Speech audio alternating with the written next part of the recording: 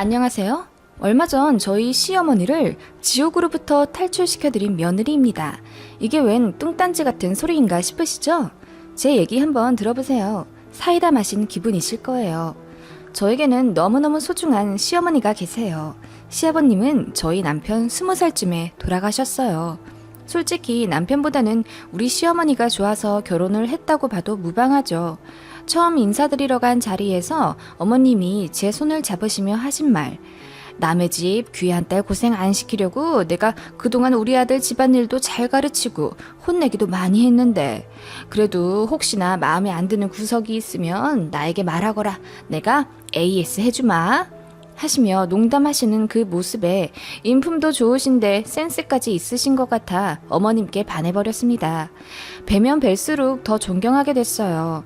우리 시어머님은 단 한 번도 저를 무시하시거나 아들 하시는 모습을 안 보이셨어요. 그런 어머님 밑에서 자란 남편도 너무나 가정적이고 책임감도 강했죠. 그래서 어떻게 보면 전 정말 행운아예요. 이런 시어머님과 남편을 만나 지금까지 아무 문제 없이 행복하게 잘 살고 있으니까요. 그런 저희 집이지만 딱 한 가지 문제가 있습니다. 바로 우리 시어머님이 편찮으신 시할머니 병간호를 30년째 하시며 시집살이를 당하신다는 거예요. 그것도 시누이들한테 계속 구박받아가면서요. 아버님은 돌아가신 지 20년이 다 되어 가는데요. 어머님 얘기 들으면 정말 눈물이 날 정도예요. 남편이 중학생 때쯤 시할머님이 갑자기 쓰러지셨답니다. 경미한 뇌출혈이 있으셨대요. 그때 이후로 거동도 좀 불편해지셨고 엎친 데 덮친 격으로 신장 기능까지 안 좋아져 드셔야 할 약도 엄청나셨다고 해요. 운동도 거의 못하시고 약에만 의존하는 생활을 하시다 보니 근력은 점점 떨어지시고 소화 기능도 많이 약해지셔서 한동안은 미움도 겨우 드셨다고 하네요. 처음 쓰러지시고 한동안은 시아버님이 거의 시할머니를 돌보셨다고 해요. 어머님이 보험 일을 하셔서 돈을 많이 버셨기에 어머님이 더 가장 노릇을 하셨거든요. 그런데 시할머니가 매일을 불같이 화를 내시며 왜 하나밖에 없는 내 아들이 내 병간호를 하고 있냐며 당장 며느리 데려오라고 그렇게 고집을 피우셨다고 해요. 원래도 호랑이 같은 성격이셨대요. 시아버지가 해드리는 식사는 안 드시고 며느리가 해주는 밥 아니면 굶어 죽겠다며 난리를 피우시는 통에 저희 시어머니가 울며 겨자 먹기로 그 잘 다니던 회사를 관두셨어요. 당시 돈으로 한 달 300, 400만 원은 버셨다는데 정말 능력 있으셨던 거죠. 그런 어머님인데 일을 관두고 앞치마를 둘러매 매일같이 시할머니 댁을 드나들며 병간호를 하기 시작했어요. 새벽 5시에 시할머니 댁으로 가 밥 차려드리고 산책시켜드리고 삼시세끼를 챙겨드린 다음 밤 8시에 귀가하셨다고 해요. 정말 살뜰하게 간호하신 덕분인지 시할머니는 기적적으로 건강이 점점 좋아지셨다고 해요. 미음만 드시던 몇 년인데 지금은 온갖 고기를 다 섭렵하실 정도니까요. 하지만 저희 시어머님은 그런 매일을 주말까지 반복하셔서 너무 힘드셨대요. 출퇴근하는 것보다 더 힘드셨다네요. 그래서 하루는 그냥 집으로 모시겠다고 말씀드렸는데 시할머니가 역정을 내시며 그건 또 싫으시다고 하셨대요. 손자, 그러니까 저희 남편 공부 방해된다고요. 손자 사랑이 또 그렇게 끔찍하셨답니다. 그렇게 매일 집으로 불러들이시면서 또 손자랑 아들 밥은 굶기지 말라고 두 집 끼니 제대로 해먹이라며 매일 잔소리하고 윽박 지르셨다네요. 당시만 해도 지금보다 훨씬 시댁의 입김이 셌을 때라 거역도 못하시고 그렇게 파스 붙여가며 시할머니를 간호했다고 해요. 아버님은 작은 회사에 다니시긴 했지만 벌이가 시원찮으셔서 한 달에 70만 원 정도 버셨다고 해요. 갑자기 줄어든 가게 수입 때문에 아버님이 밤에는 시장에 나가 도매상가에서 무거운 일을 나르며 품삯을 받고 그렇게 하루 투잡을 뛰셨다네요. 그런 생활을 몇 년 하셨을 때 저희 남편이 대학 입학하고 나서 얼마 뒤 과로로 쓰러지시고 다시는 깨어나지 못하셨다고 해요. 정신없이 상을 치르는데 어머님의 시누이들, 그러니까 시고모님들이 저희 시어머니를 둘러싸고 손가락질을 하며 내 동생 죽인 년이라고 소리를 쳤다고 해요. 시어머니가 아버님 돈 벌어오라고 압박 줘서 아버님이 밤낮으로 일하느라 고생하다 죽은 거라고요. 어머님은 그때 처음으로 큰소리치며 울며 대들었다고 하셨어요. 제가 계속 일 다녔으면 애 아빠가 이렇게 죽진 않았을 거예요. 어머님이 저 잘 다니던 일 억지로 관두게 하셔서 우리 집 쪼들리게 된 거잖아요. 나는 어머님한테 묶여있고 돈 벌 사람은 애 아빠뿐인데 우리 애 대학교 등록금도 못 낼까봐 그렇게 밤낮으로 일한 거라고요. 라고 소리쳤더니 큰 시고모님이 시어머니 뺨을 치시며 이러셨답니다. 못돼 빠진 년, 돈 좀 벌었다고 내 동생 우리 집 무시하고 있었나 본데 정신 똑바로 차려. 이제 남편 죽고 없다 이거니? 왜? 남편 없으니 이제 네 아픈 시어머니도 버리게? 불쌍한 우리 엄마도 쫄쫄 굶어 죽게 만들어봐 어디? 그렇게 아버님 돌아가신 이후로 저희 시어머니를 더욱더 가스라이팅 하셨다고 하네요. 네가 잘못해서 남편을 죽게 만들었고 아픈 시어머니 두고 도망가면 다신 없을 나쁜 년이다. 이런 식으로 매일같이 두 시고모님이 번갈아가며 시어머니를 압박하셨다고 하네요. 아버님 돌아가신 충격과 지쳐버린 심신으로 자유로운 생각을 하실 수 없으셨다고 해요. 그렇게 저희 어머님은 30년째 저희 시할머니와 시고모님 두 분의 구박을 받으며 병수발하고 시집살이를 하고 계셨던 겁니다. 겉으로만 보면 몰라요. 저도 시할머니 댁에 자주 갔었거든요. 시댁, 그러니까 시어머님 댁이랑 도보로 20분 정도 걸리기 때문에 시어머니가 매일같이 드나들며 관리해 주시는 줄은 알았는데 그런 길고 아픈 역사가 있었는 줄은 꿈에도 몰랐죠. 저희 시어머님은 그렇게 두 집 살림을 하시면서도 늘 웃으시며 저에게도 딸처럼 애틋하게 잘해주셨어요. 시집살이를 혹독하게 받으셨음에도 불구하고 저한테는 정반대로 늘 감싸주시기만 했어요. 저는 그런 어머님께 고마운 마음을 넘어서 이제 안쓰럽게 느껴지기 시작했습니다. 시할머니는 저희 부부 앞에선 세상에 다시 없을 자상한 분처럼 행동하세요. 우리 손주 며느리 어디 아프지 말고 건강해야 한다 하시며 제 얼굴을 어루만져 주시고 힘들 텐데 자주 오지 말라며 너그러운 마음도 베푸셨죠. 시고모님들도 마찬가지세요. 저희 보면 손 잡으며 잘 왔다고 웃어주시고 상처 주는 말 그런 거 전혀 없으셔서 다른 사람이 보면 그저 천사 같으십니다. 그런데 제가 잠깐 전화 받거나 자리를 살짝 뜨면 저에게 안 들릴 정도로 작게 시어머니를 구박하시는 게 들려요. 어머머, 우리 엄마 신발이 이렇게 낡았는데 뭐야 옳게 이제 봐드리지도 않는 거야? 손주 며느리도 받겠다. 이제 슬슬 우리 엄마한테 소홀하네. 우리 옳게? 이런 대화가 들리기도 했죠. 저는 경악했고요. 그날 돌아오는 차 안에서 제가 남편에게 말했어요. 우리 어머님 너무 고생하시는 것 같아. 할머님 언제 돌아가실지도 모르는데 이렇게 삶을 통째로 책 잡으셔서 아무것도 못하시면 어떡해. 우리 어머님 아직 창창하신데. 나도 알아.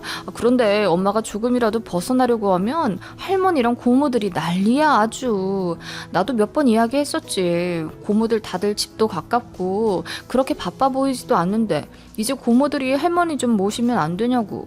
그럼 동네 떠나가라 우셔 세 분이. 그런 모습 엄마도 힘들다고 나보고 그냥 상관하지 말라고 하셨어. 이제 익숙해졌다고.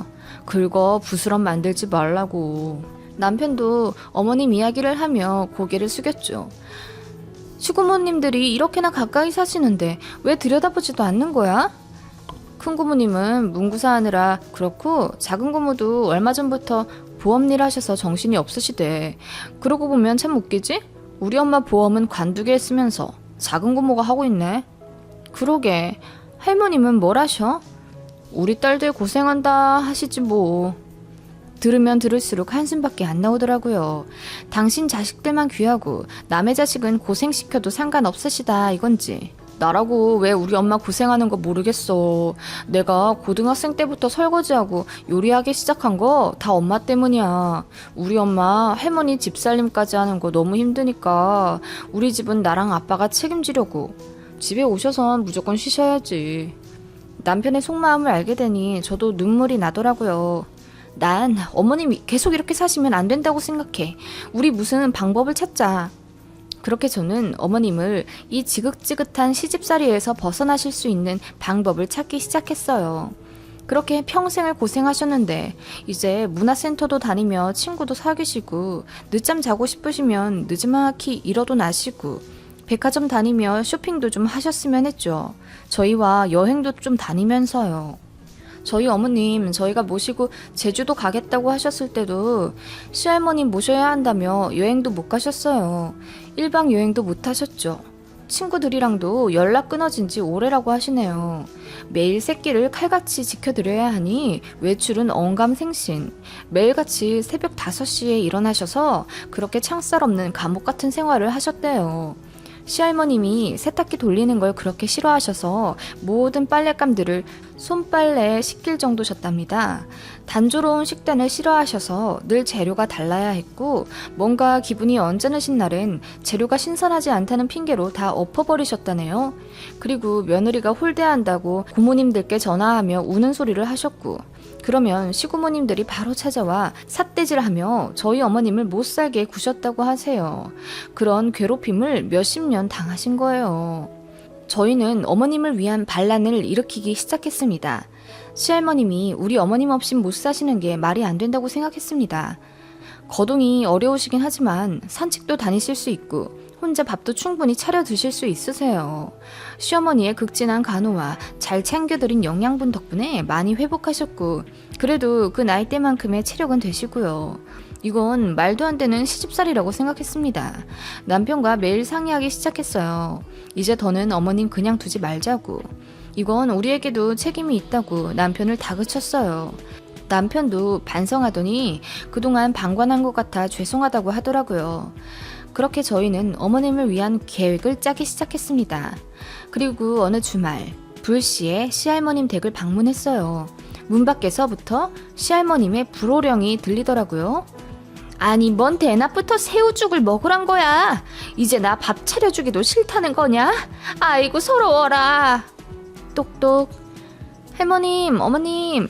어머나 우리 손자네가 말도 없이 웬일이야. 어서 오너라. 당황하신 듯한 할머님, 그 옆에서 더 놀라신 어머님. 드릴 말씀이 있다고 하며 집으로 들어갔습니다. 그렇게 어머님이 차려주신 다과를 먹으며 이야기를 꺼냈어요. 할머님, 밖에서 들으니까 소리도 우렁차시고 많이 건강해지신 것 같으네요. 뼈가 있는 제 말에 할머님이 우물쭈물하시며 아니 애미가 실수를 좀 해서 한 소리 했는데 좀 크게 들렸나봐 하시며 갑자기 아픈 척을 하시네요. 남편이 말했어요. 할머니, 우리 집 전세금이 많이 올라서 이제 이사 가야 할 것 같아요.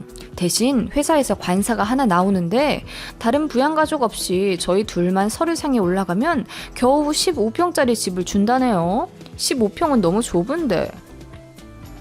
어머님이 그 얘기를 듣고 놀라시더라고요. 언제 이사 가려고 하냐며 물으셨죠. 제가 대답했어요. 이사는 반년 뒤지만 관사는 미리 접수해야 해요. 그런데 가족이 딱 3명만 돼도 24평으로 갈 수 있대요. 그래서 저희 이제 시어머니 모시고 살고 싶은데 어떠세요? 그 말에 시할머니가 더 놀라신 듯 했습니다. 그리고 말씀하시더라고요. 아니 그러면 저기 서류에만 올리면 되잖느냐. 꼭 이사 갈 필요 있어? 네, 요즘은 허위 서류가 너무 많아서요. 가족만 올리면 되는 게 아니라 불시에 방문해서 가족 실입주 확인도 하고 그래요. 그것도 그렇지만 저희가 이제 어머님을 모시고 살고 싶어서요. 어머님 편찮으시기도 하고 아이 계획도 있어서요. 저도 일해야 해서 어머님 손 좀 1년만 빌릴까 하는데 어떠세요? 참, 할머님께서도 저희 아이 낳기 원하셨잖아요. 라고 말했더니 아무 말 못하시는 시할머님. 그리고 남편이 말했습니다. 할머니, 그동안 우리 엄마가 할머님 모시고 산 것처럼 우리 와이프도 어머님 모시고 싶대. 할머니들한테 고모들이 있잖아. 솔직히 며느리보단 딸이 편하지, 안 그래?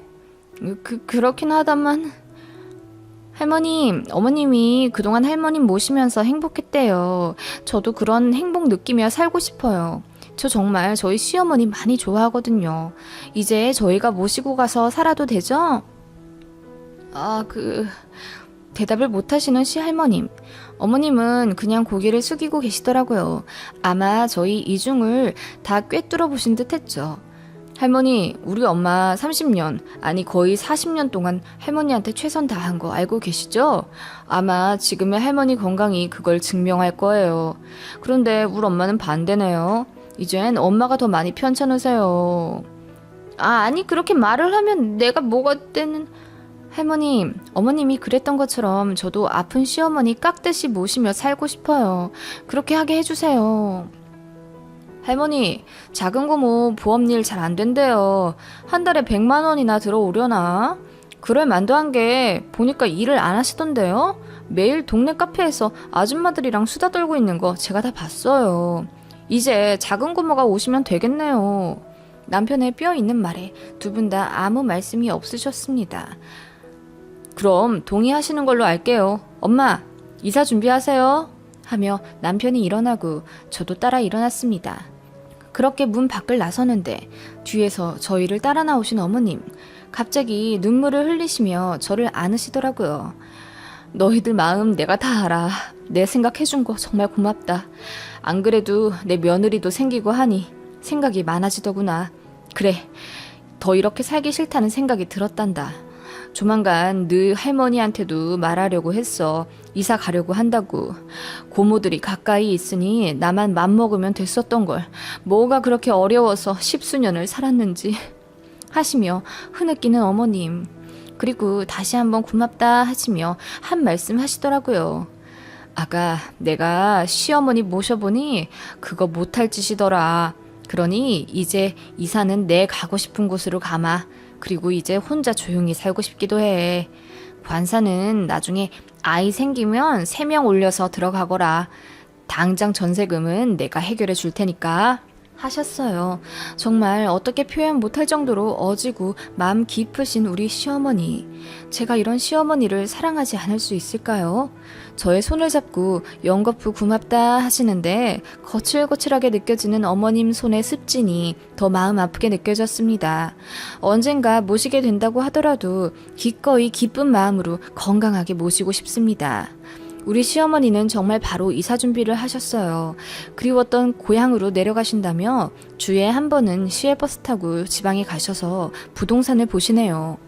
다행히 아버님 예전 사망보험금도 그대로 있고 지금 사시는 집값도 많이 올라 여유가 있으시다네요. 마당 있는 조용한 전원주택 하나쯤은 어렵지 않게 구하실 것 같다고 하셨어요. 내려가시면 봉사도 하고 간단한 일이라도 하겠다며 설레어하셨죠. 고향 쪽에 친구분들도 계시니 이제 도란도란 자유롭게 사실 수 있겠죠? 저희도 자주 내려오겠다고 약속드렸습니다. 고모님들이 어머님 댁에 한번 쳐들어와 따졌다고 하네요. 그런데 어머님이 이전과는 다르게 강경에 나오시니 더 어떻게 못하셨다고 하세요. 하긴 딸들이 엄마를 챙겨야지 본인들은 가까이 살면서 놀고 시누이만 부려먹는 거 웃긴 일이잖아요. 우리 시고모님들 이제부터라도 효도하며 사셨으면 좋겠습니다.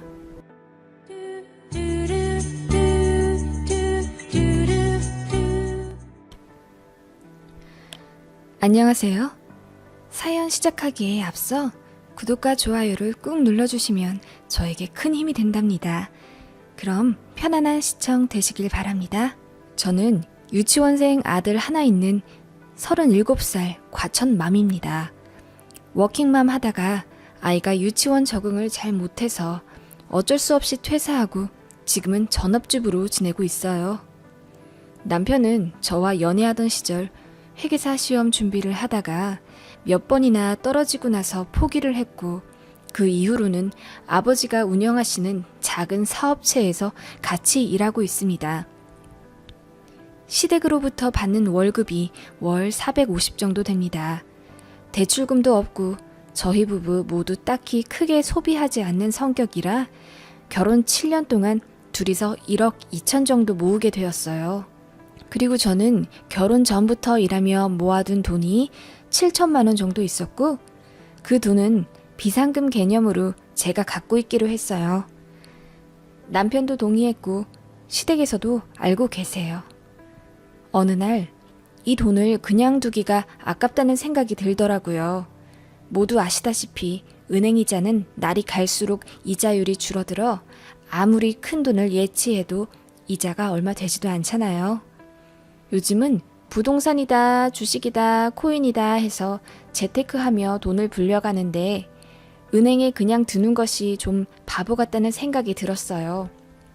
그래서 남편과 상의 끝에 제가 모아둔 돈을 주식에 넣고 좀 불려보자 결정하게 된 거죠. 저는 대학도 상경 계열을 졸업해서 여의도 투자회사에서 일하고 있었어요. 투자회사에 다닌다고 모두 주식 투자를 잘하진 않지만 저는 친한 동료들의 고급 정보와 귀동량으로 주식에 대한 감이 어느 정도 있었죠. 물론 오만한 생각일 수도 있어요.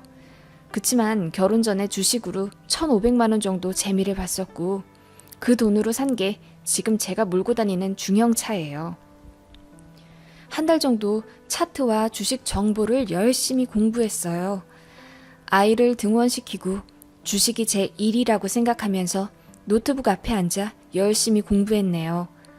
오랫동안 쉬었기에 감을 잃은 줄 알았는데 제가 꽤 적중을 잘 하더라고요.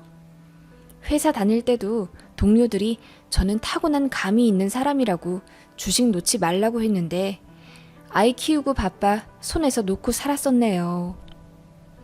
여튼 그렇게 한 달 동안 준비를 하고 갖고 있는 7천만 원 중 5천만 원만 투자에 쓰기 시작했어요. 남은 2천만 원은 물타기용으로 갖고 있었죠. 그런데 투자한 처음부터 상을 치기 시작하더니 5천만 원이 3달 만에 9,200만 원이 되었습니다. 결론적으로 제가 갖고 있는 돈은 1억이 넘게 된 거죠. 남편도 옆에서 제 주식 잔고를 보면서 정말 대단하다고 칭찬을 아끼지 않았습니다. 그러다가 전 직장 동료에게 모 회사의 큰 호재를 듣게 되었어요. 중견기업인데 중국과 협력하여 우리나라 모 관광지에 매우 큰 쇼핑몰 시설과 놀이동산을 건립한다는 내용의 호재였습니다. 물론 투자는 소신껏 해야 하죠. 하지만 저는 그 중견기업을 예전부터 잘 알고 있었어요. 제가 일할 때도 자주 컨택했었던 회사이고 경영진도 괜찮다고 생각했었죠. 그래서 조금 더 정보를 조합한 후 제가 갖고 있는 1억을 모두 그 회사 주식에 넣었습니다. 몇 달 묵혀보자 싶었어요. 그런데 운 좋게도 넣자마자 이틀 만에 반응이 오기 시작했고 연달아 상을 쳤어요. 매일매일 30%씩 올라가는 걸 보면서 뺄까 말까 고민했지만 1억이 2억 되고 2억이 2억 5천 되니 욕심이 생기더라고요. 그래서 둘까 하다가 그만 다시 2억으로 내려갔습니다. 그래도 가진 돈의 2배나 올랐기 때문에 손해는 아니었죠. 이제 슬슬 빼야겠다 생각하던 와중 아이에게 유치원에서 큰 사고가 생기는 일이 있었어요. 친구와 교구로 다툼을 하던 중 교구의 뾰족한 부분에 눈 쪽에 크게 상처가 나서 찢겨지는 중대 사건이 일어나서 유치원 원장까지 병원으로 오게 되는 아찔한 사고였습니다. 자칫하면 실명으로 갈 수도 있었기에 저희 가족 모두 분노하며 그 가해 아이 부모에게 따지게 되었고 유치원과도 사이가 안 좋아져 결국 유치원을 퇴소하게 되었어요. 너무 정신이 없던 몇 주라 넣어둔 주식은 까맣게 잊고 있었죠. 아이도 많이 회복했고 다른 유치원에도 입소시켜서 적응도 끝내가던 차 주식이 생각났어요.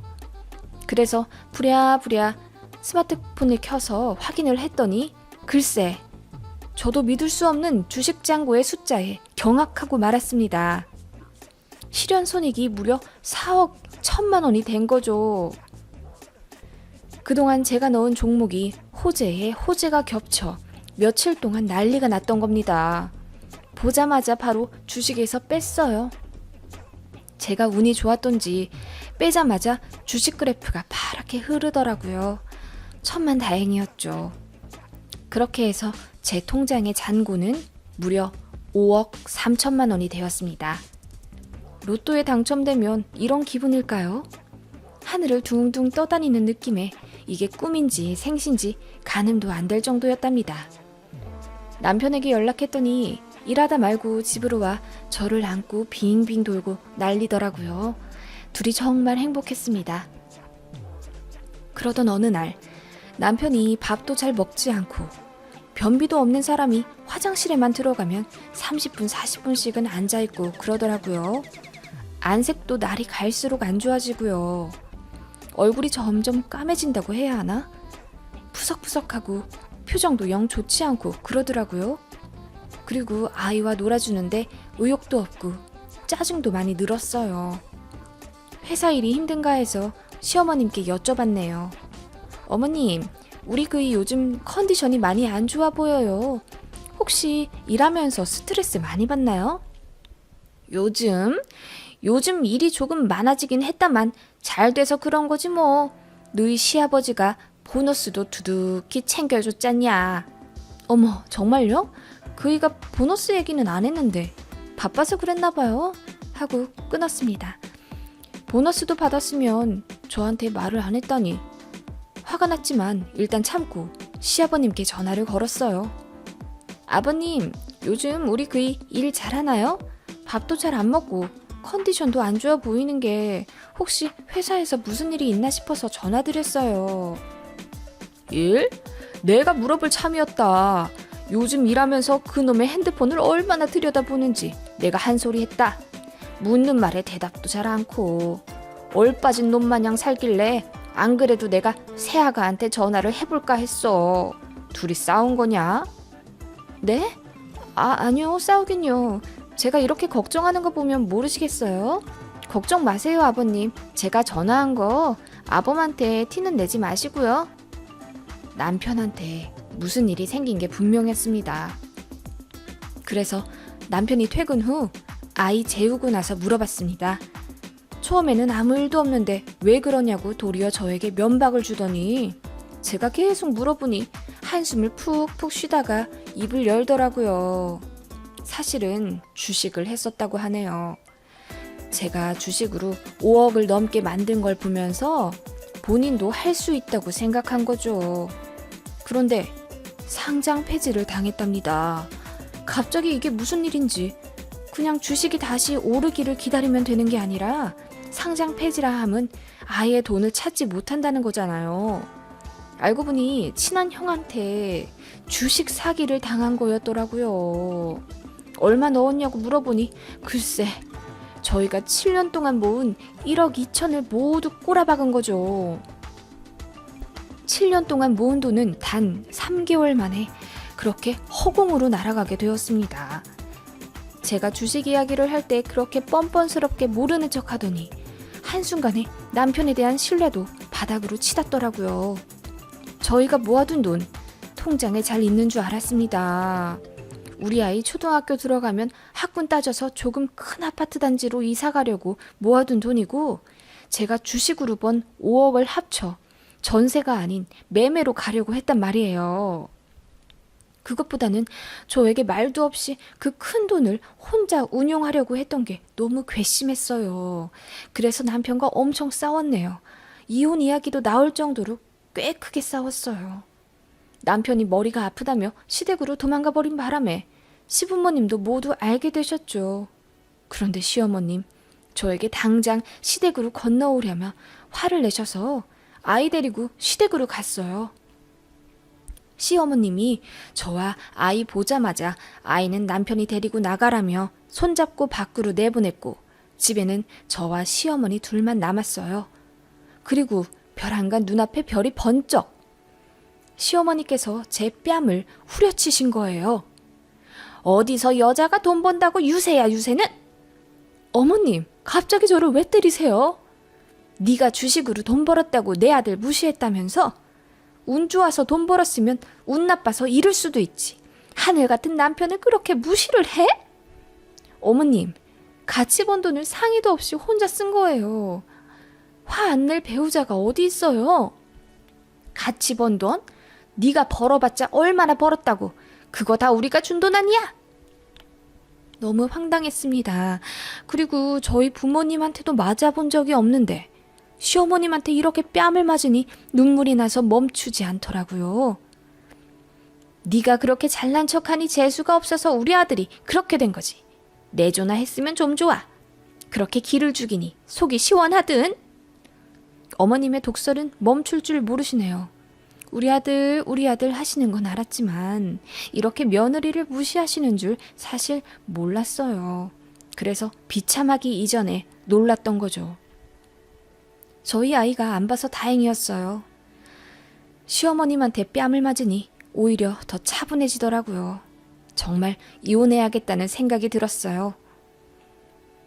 그 전에 저 임신했을 때 남편이 몰래 유흥업소 갔다가 걸렸을 때도 시어머니가 남편을 감싸서 싸움이 더 번졌었는데 아이 아빠라는 이유 하나만으로 용서했었어요.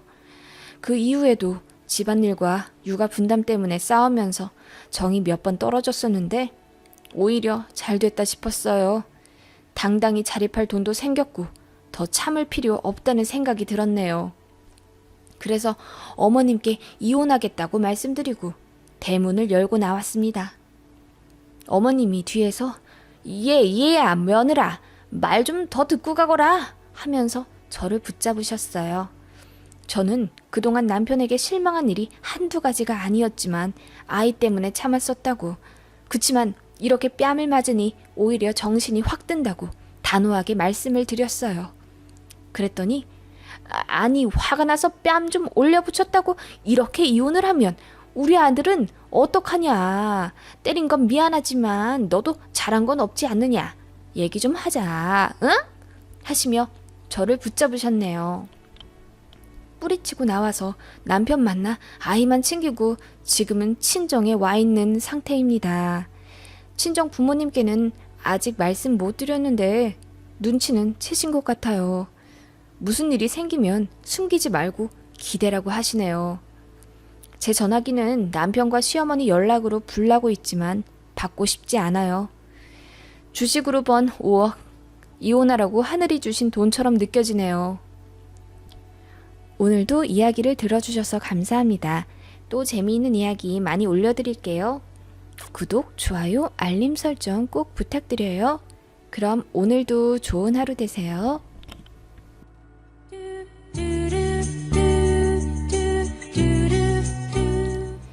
안녕하세요. 사연 시작하기에 앞서 구독과 좋아요를 꾹 눌러주시면 저에게 큰 힘이 된답니다. 그럼 편안한 시청 되시길 바랍니다.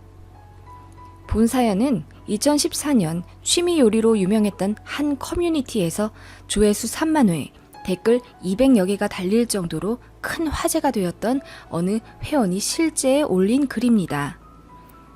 남편이 죽은 지도 벌써 1년 반 정도 되었네요. 슬픔보다는 아직 분노가 남아있어 마음 정리하기가 쉽지 않습니다. 배우자가 죽었는데 웬 분노냐고요? 제 이야기 좀 들어보실래요? 저는 올해 대학생 남매의 엄마인 47살 여자입니다. 남편과는 당시는 흔치 않던 케이스인 연애 결혼이었고 정말 깊이 2년 정도 사랑하다 결혼식을 올린 부부였습니다. 결혼해서도 부부싸움 한 번을 하지 않아 모두의 부러움을 샀었어요. 50대 중에 가부장적인 남자가 많잖아요. 저희 남편은 그러지 않았습니다. 보면 아들은 아버지 닮아간다고 하던데 저희 남편은 시아버지와는 전혀 반대였어요. 불호랑이같이 시어머니를 군림하시는 시아버지와는 다른 삶을 살겠다며 저와 저희 아이들에게 한없이 다정했어요. 제가 음식을 준비하면 옆에서 같이 거들어주기도 하고 주말에는 저희가 자고 있는 새벽 몰래 시장에 가서 장을 보고 캠핑 도구를 챙겨 차에 모두 싣고는 뒤늦게 저희를 깨워 깜짝 서프라이즈로 여행 선물도 준 추억이 있는 달콤한 남편이자 아빠였죠. 저도 그런 남편을 너무나 사랑했고 저희 아이들 역시 아빠를 참 잘 따랐어요. 그런 남편에게 부도덕과 비윤리는 티끌만큼도 없어 보였습니다. 남편은 작은 회사를 하나 운영했어요. 문구용품을 도매 관리하는 회사였는데 인터넷에 판매도 시작하면서 매출이 정말 많이 늘었어요. 회사도 많이 커졌죠. 그래서 그 전에는 5명의 직원으로만 운영되던 회사가 남편 죽기 전에는 30명 정도의 직원으로 늘어났습니다. 많이 바빠지기도 했죠. 몇 년 전부터 거래처와 일이 꼬였다, 야근이다, 회식이다 하며 집에 늦게 들어오는 일이 잦아졌습니다. 워낙 회사 몸집이 커졌으니 그럴만도 했다고 생각했어요. 그렇게 일주일에 하루 이틀 정도는 외박도 했고 중국 출장도 분기에 한 번 정도는 있었네요. 그날도 남편이 지방 출장 가 있어 혼자 있었던 주말이었습니다. 적적한 마음에 친구 만나 수다를 떠는데 친구가 이러더라고요. 너 근데 남편 많이 믿어? 무슨 소리야. 우리 남편 알잖아. 거짓말도 안 하고 얼마나 성실한지. 아니 얘 50대들이 얼마나 뒤에서 애인을 많이 사귀는데 남편 집에도 잘 안 들어온다며? 그야 혼자 회사 꾸리느라 바쁘니까 그렇지. 난 다른 사람은 몰라도 우리 남편은 믿어. 혹시 몰라 얘. 우리 동창 중에 지희 알지? 남편이 애널리스트라는. 집 밖에 모르던 남편한테 뒤통수 맞았대. 회사 여직원이랑 불륜하다가 걸렸다고 하더라. 그 사람이 같은 아파트라 출퇴근 전에 1시간씩 만난 거래. 걸리지도 않고 글쎄 2년을 그러고 있었다더라. 어머 세상에. 그래도 우리 남편은 아니야 얘. 바람이라고는 생각도 않았지만 친구 말을 들어보니 괜스레 요 며칠 남편의 수상한 행적이 내심 마음에 걸리기 시작했어요. 어느 날 남편이 밤 11시쯤 퇴근하고 집에 들어와 씻고 있는데 어디서 낯선 벨소리가 들렸죠.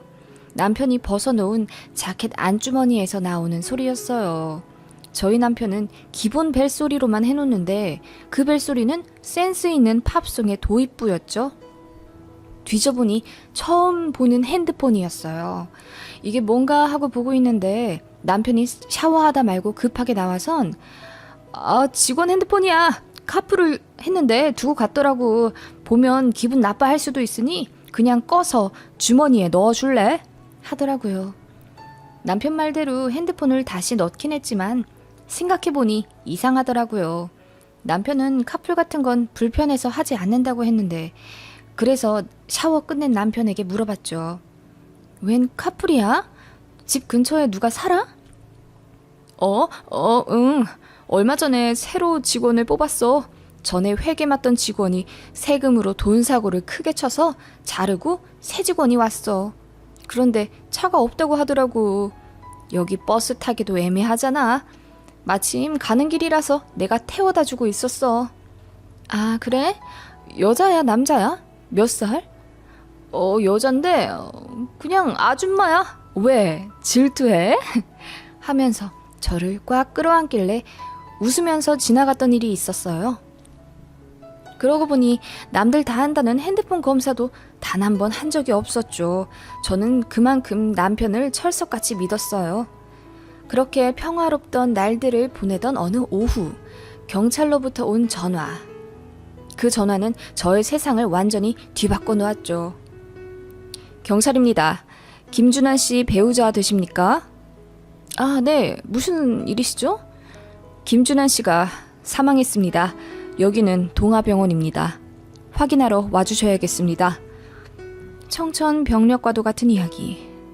아침에 출근한다고 나간 저희 남편이 갑자기 죽었답니다. 회사에서 일하다가 사고당한 건 줄 알고 정신없이 병원으로 가서 저희 남편을 찾아 헤맸습니다. 그곳엔 이미 심정지되어 빳빳하게 굳은 저희 남편이 있었습니다. 남편을 붙잡고 울부짖으며 왜 이러냐고 내 남편 좀 살려달라고 한참을 제가 난리를 쳤나 봅니다. 조금 진정하고 나서 의사에게 물었어요. 사인이 뭐냐고, 그리고 왜 혼자 와 있냐고, 직원들이 데리고 온 거 아니냐고 물었어요. 남편 침대에 의료진 말고는 아무도 없었거든요. 제가 물으니 모두 굉장히 난감해 하시더라고요. 그러다 발견한 어떤 여자. 40대 정도 돼 보이는 그 여자는 한 구석에서 손톱을 물어뜯으며 안절부절하고 있었습니다. 세상에, 사인은 말로만 듣던 복상사. 성관계 하던 중에 심장마비가 온 것이죠. 신고도 늦어져서 골든타임도 놓쳤답니다. 뒤늦게 병원에 도착했고 남편은 이미 차가운 시신이 되어 있었죠. 아니, 회사에 있어야 할 남편이 왜 모텔에? 누구랑? 혼란스러워서 미칠 것 같았어요. 아이들한테 연락해야겠다는 생각도 까맣게 잊었었죠. 상대는 병원 한 구석에 있던 바로 그 40대 여자였습니다.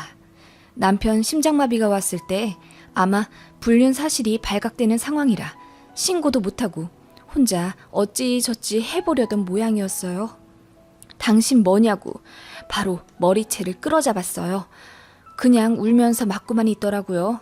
죄송하다고 하면서. 알고 보니 얼마 전에 들어왔다던 회계 직원이었어요. 그런데 무려 3년이나 사귀었답니다. 이상했어요. 회사에 입사한 건 몇 개월 되지 않았는데 어떻게 3년이나 사귈 수 있었다는 걸까요? 알고 보니 남편 친구 애인이었던 사람이랍니다. 남편 친구의 불륜 상대였고 걸려서 헤어졌었다네요. 그리고 바로 저희 남편이 자기랑 만나자고 대쉬해서 사귀게 된 거라며 남편이 예전부터 좋아하고 있었던 사람이랍니다. 남편 친구의 애인이었기에 짝사랑만 하다가 그렇게 사귀게 된 거였다고. 그리고 남편이 그 여자를 회사에 부정입사 시켰던 거고요. 사내 직원이니 같이 밥 먹고 카풀해도 의심받지 않았겠죠. 거래처에 동행한다는 명목으로 데이트도 많이 했을 거예요. 복상사로 실려온 그날도 거래처 외근 간다고 함께 나와서 몰래 모텔에 갔다가 그 사단이 난 거였고요. 핸드폰을 내놓으라고 해서 봤더니 그 폰은 저번에 카풀한 사람이 차에 두고 갔다던 바로 그 폰이었어요. 사진첩을 열어보니 가관이었습니다. 둘이서 싱가폴, 제주도, 남해 여행도 많이 다녔더라고요. 시기상 저에게 중국 출장 간다고 했던 시기들이었어요. 당신 가정도 없냐고 하니 수년 전 이혼해서 아이도 뺏기고 혼자 살고 있는 돌싱이라고 하더라고요. 기가 찼습니다.